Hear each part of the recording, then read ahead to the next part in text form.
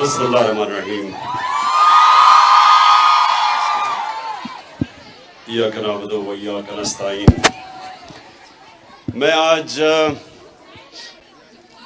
اپنی I S F کی اب میں کیا کہوں بیٹیوں، ہماری فیوچر کے لیڈرز، خواتین کے لیڈرز، مجھے بڑی خوشی ہوئی کہ آج مجھے موقع ملا آپ سے بات کرنے کا۔ میں یہ چاہتا ہوں کہ جو میں آج آپ کے سامنے باتیں کروں، آپ نے یہ کالجز، یونیورسٹیز، ہر جگہ یہ بات لے کے جانی ہے، کیونکہ میں آپ سے پولیٹکس کی بات نہیں کر رہا، میں آپ سے جو بات کر رہا ہوں وہ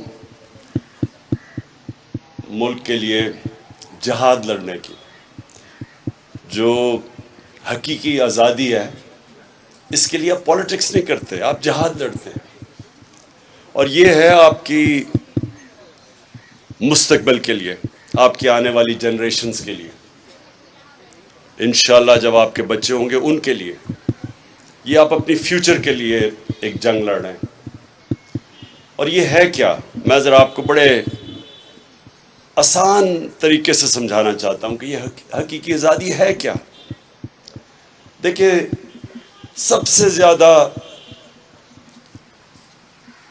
زیادہ دنیا کی تاریخ میں اگر کسی انسان نے زیادہ اچیو کیا ہے، نہ کسی نے پہلے کیا نہ کوئی بعد میں کر سکتا ہے، وہ ہمارے نبی صلی اللہ علیہ وسلم تھے۔ تو انہوں نے کیا کیا تھا؟ ہمیشہ اپنے آپ سے یہ سوال پوچھیں کہ کیوں اللہ ہمیں کہتا ہے کہ ان کے راستے پہ چلو؟ اللہ کا حکم ہے کہ ان کے راستے پہ چلو، ان کے راستے پہ چل کے اللہ کو تو کوئی فائدہ، اللہ تو بے نیاز ہے، اس کے پاس تو سب کچھ ہے، اس کو تو وہ تو خود کفیل ہے۔ اللہ ہماری بہتری کے لیے کہتا ہے کہ ان کے راستے پہ چلو، کیونکہ کسی انسان نے وہ اچیو نہیں کیا جو انہوں نے کیا۔ ہم یونیورسٹیز میں جب ہم پڑھتے تھے تو ہمیں بھی رول ماڈلز، ہمارے رول ماڈلز جن کی ہم کتابیں پڑھتے تھے، ان کی لائف ہسٹری پڑھتے تھے، ان کی بایوگرافیز پڑھتے تھے۔ وہ کیوں پڑھتے تھے؟ کیونکہ وہ انہوں نے زندگی میں کوئی اچیو کیا ہوا تھا۔ میں جب کرکٹ کھیلتا تھا تو میں کرکٹ میں بھی میرے رول ماڈلز ہوتے تھے، ان کے اوپر پڑھتا تھا کہ کیسے انہوں نے کیا کیا۔ لیکن جس انسان نے انسانی تاریخ میں وہ اچیو کیا جو کسی نے کیا ہی نہیں ہے، ایک ہے کتاب دا 100 گریٹسٹ مین، اس میں نمبر 1 جو اور وہ کسی مسلمان نے نہیں لکھی کتاب، جو نمبر 1 ہے وہ ہے ہماری نبی صلی اللہ علیہ وسلم ان ٹرمز آف گریٹنس۔ تو اس لیے اللہ کہتا ہے کہ ان کی زندگی سے سیکھو۔ اب جو انہوں نے مدینہ کی ریاست بنائی تھی، وہ ان کی سنت تھی۔ ہمیں اصولاً سب کو اسکول میں، یونیورسٹیز میں، ہم سب کو پتہ چلنا چاہیے تھا کہ وہ کیا ہوا تھا، وہ کیا دنیا کا انقلاب آیا تھا کہ وہ 10 سالوں کے اندر انسان بدل گئے۔ جن کی کوئی اہمیت نہیں تھی، انہوں نے دنیا کی امامت کی۔ یہ تاریخ کا حصہ ہے کہ رومن امپائر اور پرشین امپائر، سپر پاورز، ایک دم یہ 10 سال کے فنومینا میں 622 اور 632 کے بیچ میں، جب نبی صلی اللہ علیہ وسلم پہنچے مدینہ اور جب وہ دنیا سے گئے، ان 10 سالوں کے اندر انسان بدل گئے اور انہوں نے دنیا کی امامت کی۔ یہ ہسٹوریکل فیکٹ ہے۔ تو کیا ہوا تھا؟ انہوں نے حقیقی طور پہ لوگوں کو آزاد کیا تھا، انسانوں کو آزاد کر کے ان کے پوٹینشل کو آزاد کر دیا تھا، چھوٹے سے انسانوں کو بڑے انسان بنا دیا تھا۔ جو مولانا رومی کہتے ہیں کہ جب اللہ نے تمہیں پر دیے تو کیوں زمین پہ رینگ رہے ہو چونٹیوں کی طرح؟ ہم سب کے پاس پر ہے، ہم کوئی بھی اوپر جا سکتا ہے، کیونکہ ہم اللہ کی سب سے عظیم مخلوق ہے، اشرف المخلوقات۔ اس نے جس کے فرشتوں کو کہا کہ ان کے سامنے جھکو، انسان کے سامنے، ہم وہ لوگ ہیں۔ لیکن ہم اپنی حیثیت نہیں جانتے، ہم جانتے نہیں ہیں کہ اللہ نے ہمیں کتنی طاقت دی ہے۔ جب شیطان نے کہا کہ میں نہیں جھکتا، یہ مٹی کا بنا ہوا ہے، میں آگ کا، تو اللہ نے کہا تمہیں نہیں پتا کہ میں نے اسے کتنی طاقت دی ہے, صلاحیت دی ہے, پاور دی ہے. تو ہم سب کو اللہ نے پاور دی ہے, ہم سب میں پوٹینشل ہے کہ ہم کچھ بھی کر سکتے ہیں, لیکن ہم زنجیریں بندھی ہوئی ہیں جو روکتی ہیں ہمیں اوپر جانے سے. تو میرے نبی صلی اللہ علیہ وسلم نے مدینہ میں وہ زنجیریں توڑ دی, انسانوں کو آزاد کر دیا, ان کو پر دے دیے. وہی لوگ تھے, اور یہ تاریخ کا حصہ ہے, وہی لوگ تھے جن کی کوئی حیثیت نہیں تھی دو سپر پاورز کے سامنے. 10 سالوں کے اندر وہ تبدیل ہو گئے. اور وہ جسمانی انقلاب نہیں تھا, وہ فکری انقلاب تھا. ذہنوں کے اندر تبدیلیاں آئی تھی. عورتوں کو انہوں نے آزاد کیسے کیا؟ رائٹس دے کے. آج بھی پاکستان میں سمجھتا ہوں کہ ہم نے باوجود کہ ہم نے قانون بھی پاس کیا, 80% خواتین کو ان کے انہیریٹنس رائٹس نہیں ملتے جو انہوں نے 1500 سال پہلے انہوں نے عورتوں کو دیے تھے, ان کو رائٹس دیے تھے. انہوں نے واضح طور پہ خواتین کے رائٹس اسپیسیفائی کیے تھے. قانون کے اندر انہوں نے ان کو رائٹس دیا اور انصاف دیا تھا, برابر کے انہوں نے انسان بنایا تھا. پہلے عورتیں اور آدمیوں کو برابر کے انسان نہیں سمجھتے تھے. انہوں نے غلاموں کو آزاد کیا تھا. مسلمان کی تاریخ ہے کہ غلام بادشاہ بن گئے. ہندوستان میں سلیو ڈینسٹی تھی, ماملوک جو ایجپٹ میں تھے وہ غلام تھے جو بادشاہت کی انہوں نے. تو غلاموں کو انہوں نے آزاد کیا, خواتین کو آزاد کیا. انسانوں کو کیسے آزاد کیا؟ انصاف دے کے. انصاف جو ہوتا ہے وہ آپ کو آزاد کرتا ہے. جب مجھے قانون پروٹیکٹ کرتا ہے طاقتور سے, تب میں آزاد ہوتا ہوں. آج اب اگر بدترین غلامی انسانوں کی دیکھنی آپ نے تو اندرون سندھ چلے جائیں. جس طرح وہ انسانوں کو, وہ ان کے طاقتور, ان کے وڈیرے انسانوں کو رکھتے ہیں, میں آپ کو یقین دلاتا ہوں کہ میں جتنا باہر مغربی دنیا میں سفر کیا ہے, جانوروں کو اس طرح وہاں مغرب میں رکھے, ان کے اوپر وہ جیل میں ڈال دیتے ہیں. جانوروں سے اگر وہ ظلم کرے وہ لوگوں جیل میں ڈال دیتے ہیں وہاں. جو انسانوں سے ظلم ہوتا ہے, خاص طور پہ میں اندرون سندھ کی بات کر رہا ہوں کہ کوئی ان کے رائٹس نہیں ہے. تو جب آپ کے حقوق نہیں ہوتے تو پھر انسانی معاشرہ نہیں رہتا, وہ جانوروں کا معاشرہ بن جاتا ہے. جانور اور انسانی معاشرے میں فرق یہ ہوتا ہے کہ انسانوں کے معاشرے میں انصاف ہوتا ہے. جب انسانی معاشرے میں انصاف نہیں ہوتا پھر وہ جانوروں, بلکہ جانوروں سے بھی نیچے چلا جاتا ہے وہ معاشرہ. اس لیے انہوں نے سب سے پہلے اسٹیبلش کیا انصاف. اور انصاف کیا تھا ان کا کہ ان کے بعد مدینہ کی ریاست میں 2 خلیفہ وقت عدالت میں جاتے ہیں, خلیفہ ہوتے ہوئے عدالت میں پیش ہوتے ہیں. اور حضرت علی رضی اللہ تعالیٰ ایک یہودی سے عدالت میں کیس ہار جاتے ہیں خلیفہ ہوتے ہوئے, کیونکہ جو قاضی ہے وہ ان کے بیٹے کی گواہی قبول نہیں کرتا. حضرت علی یعنی ان کا مقام دیکھیں, ایک یہودی شہری سے کیس ہار جاتے ہیں. آپ سوچیں کہ وہاں انصاف کا کیا لیول ہوگا, کیا سٹینڈرڈز ہوں گی.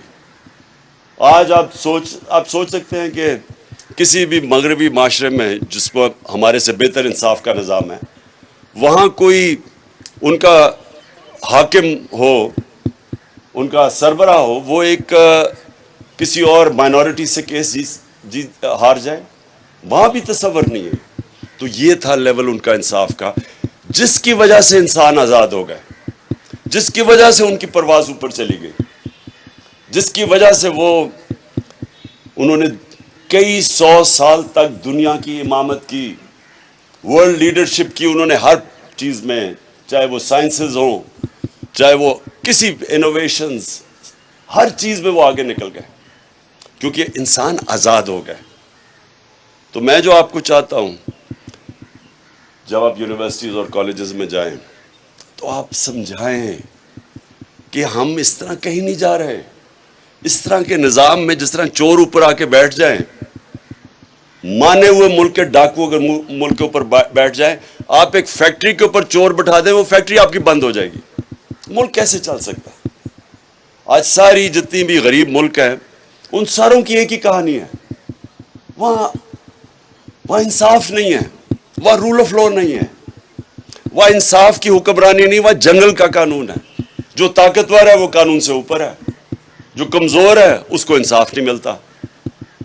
ہمارے نبی صلی اللہ علیہ وسلم نے کہا تھا کہ تمہارے سے پہلے بڑی قومیں تباہ ہوئی کہ کمزور جب چوری کرے وہ جیل میں، اور طاقتور جب چوری کرے تو اس کو این آر او مل جائے، اس کو پکڑے نہ. جو آج یہاں ہمارے ملک میں، انہوں نے تب کہا تھا کہ قومیں تباہ ہو جاتی ہیں. جس قوم میں رول آف لا نہیں ہوتا وہ تباہ ہو جاتی ہے. اور یہ ساری غریب ملکوں کی یہی کہانی ہے. آج وہاں ہر جگہ زرداری اور شریف بیٹھے ہوئے ہیں، چوری کر رہے ہیں، ملک کا پیسہ باہر لے کے جا رہے ہیں اور دوسروں سے بھیک مانگ رہے ہیں کہ جی ہمیں ڈالرز بھیج دو. یہ سارے غریب ملکوں کا یہ مسئلہ ہے، یہ صرف پاکستان کا نہیں ہے. میں اس لیے جب میں نے پالیٹکس شروع کی تو تب میں نے اپنی انصاف کی تحریک، یعنی میں نے ایک چیز آئیڈینٹیفائی کی کہ اگر ہم انصاف لے آئیں پاکستان میں تو یہ ملک آزاد ہو جائے گا اور یہ عظیم ملک بنے گا. تو یہ جو حقیقی آزادی ہے اس کی ابھی جد و جہد جاری ہے. چور اوپر بیٹھ گئے ہیں. ایک انگلش میں سیئنگ ہے کہ lunatics have taken over the asylum, کہ پاگلوں نے پاگل خانے پہ قبضہ کر لیا. یعنی چوروں نے ملک کے اوپر قبضہ کر لیا. تو اب وہ ہر روز ان کے کیس معاف ہو رہے ہیں. پہلے قانون بناتے ہیں، پہلے خود قانون بناتے ہیں، اسمبلی میں جا کے نیب لا میں امینڈمنٹ کرتے ہیں، پھر باری باری ان کے کیس ختم ہو رہے ہیں اب چوروں کے. تو میں ان کو بار بار کہتا ہوں کہ پھر جیل کھول دیں. وہ بیچارے غریب لوگوں کا کیا ہے، وہ جو غریب سارے جیلوں میں بھرے ہوئے ہیں. اور اس لیے یہ یاد رکھیں کہ جب تک ہم اس کے لیے جد و جہد نہیں کریں گے، یہ جو اب ہمارے ساتھ ملک سے ہو رہا ہے، یہ اگر ہم آپ کھڑے اس کے لیے نہیں ہوں گے تو وہ پھر قومیں تباہ ہو جاتی ہیں. قرآن کی آیت ہے کہ میری زمین پہ نکل کے دیکھو کتنی قومیں تباہ ہوئی جو میرے حکم پہ نہیں چلی. قومیں رہتی نہیں ہیں، تباہ ہو جاتی ہیں. یوگوسلاویا نہیں ہے اب. پہلے ایک ہمارے زمانے میں ایک ملک تھا، وہ ختم ہو گیا. سوویت یونین نہیں رہی اب، وہ رشیا وہ تھوڑا سا رہ گیا. ہمارے ہوتے ہوتے ایسٹ پاکستان علیحدہ ہو گیا، بنگلہ دیش بن گیا. تو یہ نہ سمجھے کہ ملک رہ جاتے ہیں. جب تک ملک اپنی انصاف کے لیے جد و جہد نہیں کرتے، اپنے حقوق کے لیے، اپنے رائٹس کے لیے، اپنی آزادی کے لیے قومیں نہیں کھڑی ہوتی، وہ پھر قومیں تباہ ہو جاتی ہیں.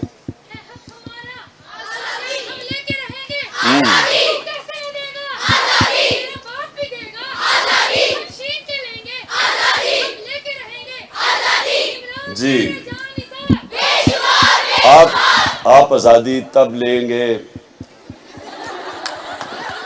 آپ تب لیں گے جب آپ ہر یونیورسٹی، آپ سارا یہ علاقہ اسلام آباد پنڈی آپس میں بانٹ لیں گے. اور آپ نے جس طرح جب پاکستان کی تحریک چلی تھی، تحریک پاکستان، تو تب بھی میری والدہ کی جنریشن وہ جاتے تھے کالجز کے اندر اور اپنی آزادی کی تحریک کی وہ پوری جد و جہد کرتے تھے، لوگوں کو اپنی طرف لے کے آتے تھے. اور آپ جتنی ایج کی تب بھی ہماری خواتین آپ کی ایج کی وہ جا کے پوری اس کے لیے جد و جہد کرتی تھیں اور تبلیغ کرتی تھیں اور لوگوں کو تیار کرتی تھیں. اس لیے آپ نے بڑا یہ جو وقت ہے یہ فیصلہ کن وقت ہے پاکستان کی تاریخ میں. یہ انشاءاللہ جس طرح قوم میں بیداری آئی ہے، جس طرح قوم میں شعور آیا ہوا ہے، تو انشاءاللہ اگر ہم سب اس وقت محنت کریں، لوگوں کے اندر جائیں، تو میرے میں شک نہیں ہے کہ یہ انشاءاللہ یہ جو تحریک ہے ہماری یہ حقیقی آزادی کی تحریک یہ کامیاب ہوگی. تو آپ نے سب نے میرے سے وعدہ کرنا ہے کہ لوگوں کے پاس جانا ہے ممبرشپ کرنی ہے. نائلہ مجھے بڑا پسند آیا آپ کی جو آپ کا جذبہ اور جنون تھا اور آپ میں جو شعور تھا, یعنی جو آپ نے کئی باتیں کی وہ بڑی, میں نے بڑے بڑے دیر میں جو پولیٹکس میں لوگ رہتے ہیں ان سے نہیں سنی وہ باتیں. کیونکہ دیکھیں دو چیزیں ہوتی ہیں پولیٹکس, آپ نے سمجھ لی ہے. ایک ہے پولیٹکس جو دنیا میں بدنام ہے. آدمی یا عورت پولیٹکس میں آتی ہے عوام کی خدمت کرنے کے لیے اور وعدے کرتی ہے کہ میں خدمت کروں گی عوام کی یا کروں گا, اور اس کے بعد خود پیسے بنانے شروع ہو جاتے ہیں, لوگوں کو لوٹنا شروع ہو جاتے ہیں. اور دوسرے ہیں جو پولیٹکس کو عبادت سمجھتے ہیں, جو پیغمبروں کا راستہ تھا, وہ بھی اسٹیٹ کرافٹ تھی. نبی صلی اللہ علیہ وسلم نے بھی مدینہ کی ریاست سنبھالی تھی, لیکن وہ ایک عبادت میں کنورٹ ہو جاتی ہے کیونکہ انہوں نے لوگوں کی زندگیاں بدل دی, انسانوں کو اٹھا دیا, فلاحی ریاست بنا دی, انصاف کر دیا, حقوق دے دیے. وہ بھی پولیٹکس ہے. تو دو پولیٹکس ہے, ایک قائد اعظم کی ہے, ایک ان چوروں کی ہے. اور آپ جو پولیٹکس کریں گے وہ آپ کی عبادت میں شامل ہوگی, کیونکہ آپ اپنی ذات کے لیے نہیں کریں گے, آپ اپنی قوم کے لیے کریں گے. جس طرح کشمیر کے لوگ ہیں جو مقبوضہ کشمیر میں, یعنی وہ کن مشکلوں میں ان کی خواتین نکلتی ہیں, ظلم ہوتا ہے, لیکن وہ بار بار قربانیوں کے بار نکلتی رہتی ہیں, کیونکہ وہ سب کو سمجھتے ہیں کہ غلام قوم کبھی کھڑی نہیں ہو سکتی. غلام صرف اچھے غلام بن سکتے ہیں, صرف آزاد قومیں اوپر جاتی ہیں. اور وہی جو میں نے پھر سے کہا کہ مدینہ کی ریاست ہمارے لیے ہمیشہ کے لیے ایک مثال ہے مسلمانوں کے لیے کہ کیسے ایک انسان بدلے, اور وہ دنیا کی انہوں نے امامت کی. اور اس لیے اللہ کہتا ہے کہ ان کے راستے پہ چلو ہماری بہتری کے لیے, کہ اگر ہم نے اس سے نکلنا ہے جس دلدل میں ہمیں پھنسایا ہوا ہے, قرضے لے کے. وہ ہمارا وہ شہباز شریف جاتا ہے ہر جگہ کہتا ہے جی دیکھیں میں بھیک تو نہیں مانگ رہا, میں مجبور ہوں, ہاں مجبوری ہے, میں بھیک تو نہیں مانگنا چاہتا لیکن میں مجبور ہوں, میں مانگنے نہیں آیا. تو وہ اصل میں ساری قوم کو ذلیل کرتا ہے. خوددار قوموں کی عزت ہوتی ہے, جو انسان اپنی عزت کرواتا ہے اس کی عزت ہوتی ہے. آپ اپنی اگر عزت نہیں کروائیں گے دنیا آپ کی عزت نہیں کرے گی, دنیا کے سامنے ہاتھ پھیلائیں گے کوئی عزت نہیں کرے گا. تو انشاءاللہ میں آپ کی سب کی اب ڈیوٹی لگا رہا ہوں. میں آپ کو 1-2 مہینے دوں گا, نہیں 1 مہینے میں میں دیکھوں گا کہ آپ نے کتنی ممبرشپ کی ہے, آپ کی کتنی بڑی یہ ہماری ISF کی تنظیم کتنی بڑی بن جاتی ہے, اور انشاءاللہ پھر آپ سے